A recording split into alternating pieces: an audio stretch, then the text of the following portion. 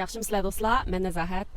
Men sizlarga Yulduz turkumi to'g'riliq so'zlab beray. Ikkinchisi Kala Yulduz turkumi, ya'ni 4-oyning 20sidan 5-oyning 20sigacha tug'ilganlar. Yupiter sizning ikkinchi xonangizda. Ikkinchi xonang aloyligi qanday deganda, egri pisiq, qadam-qadam olg'a besish, tirishish orqali kelgan boylik, go'zallik, ya'ni tashqi go'zallik va yeyishlik taom. Sizniki mijozingiz aslida egri bo'lsa hamda siz tirishmagan ahvol ostida kelgan boylikni o'zingizni olib qochasiz. Bir natija qozonish uchun cho'qim tirishingiz kerak sizning nazaringizda.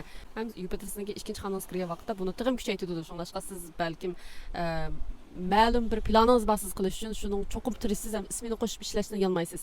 Ham bu to'g'riliq sizniki masalan u planingiz bo'lsin sizga tirish orqali kirgan bu kirim yoki bu natija sizni tig'im jonlantirib qo'shal qo'yadi. Shuningdek siz cho'qim tig'im tirishsiz uningga.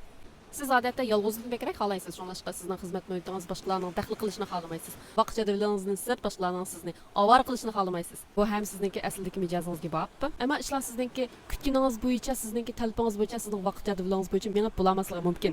Chunki Yupiter nima kirdi? Qo'shkezak yulduz turkumi kirdi. Qo'shkezak yulduz turkumi unda jim sizga hada planliq bir ish qilgan yulduz turkumi emas. Cho'qim intan jonliq yoki plansiz bir ishlar. Shuningdek siz bir ishni qilmoqchi bo'lgan chog'da u planingiz bo'yicha bo'lmasligi mumkin. Ba'zi amal yo'q va kishilik aloqalarda bu qilishingiz mumkin. Bu chog'da siz shu jadvalning o'rnini to'ldirish uchun, o'zingizni planiga yetish uchun siz cho'qim ya'ni uyqungizdan, tomoq vaqtidan voz kechib shu planingizga yetishga tirishsiz. Albatta bundaq qanday ishni o'zingiz ta'sir qildirmay turib, bundaq tirishish orqali ismini qo'shib qilsangiz, balkim siz kutgan nishoningizga yetishingiz mumkin, lekin siz atrofingizda kishilardan yiroqlashib ketishingiz mumkin, oilangizdan yiroqlashib ketishingiz mumkin, vaqtida tomoqni yemasligingiz mumkin, vaqtida suv ichmasligingiz mumkin, hatto hojatga chiqishdimi o'zingizni planlab qilishingiz mumkin. Bu endi bo'lmaydi, ishib ketganlik bo'ldi. Shuningdek, siz bu qo'sqingizni yaxshi boqqandan boshqa, yaxshi narsalarni yegandan boshqa, yana nervingizni yaxshi boqmasangiz bo'lmaydi. Atrofingizga, oilangizga siz uchun muhim bo'lgan odamlarniki psixikasiga yaxshi diqqat qilmasangiz bo'lmaydi. Shuningdek, planingizni amalga oshirish uchun hamma narsadan voz kechishdan saqlaning. Qanday bo'lsin natija kelganda, masalan, natijangiz pul deyli, ash pulni xarjlashga salomatlik kerak. Sizga xarjlashib berilgan odam bo'lsa, kerak yaxshi odam deyman. Lekin Kala Yulduz turkumlar o'zi yolg'iz ashlasin xo'sh bo'laveradi. Ham shunday bo'lsa ham bak adadan ishib ketmasin ham shu demoqchi o'g'lim.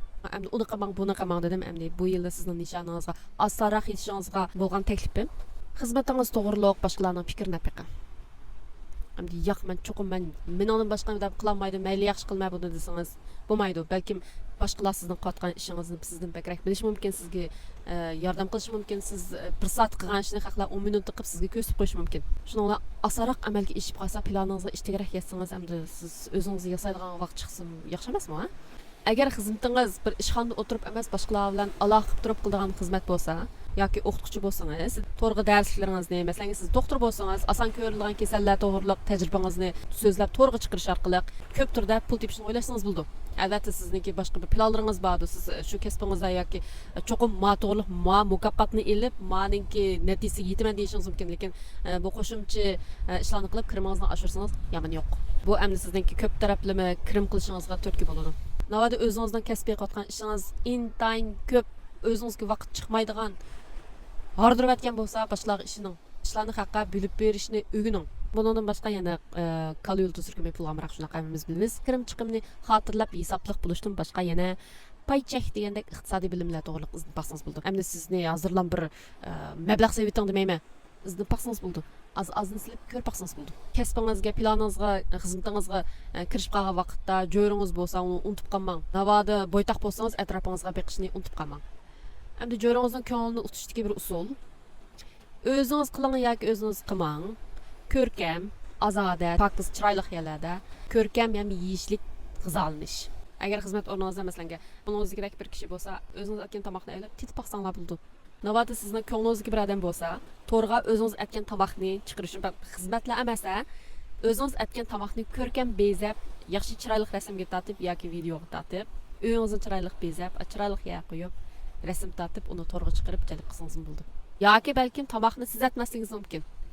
Balkim qo'li tatliq o'zi kelishgan birsiga siz uchirishingiz mumkin.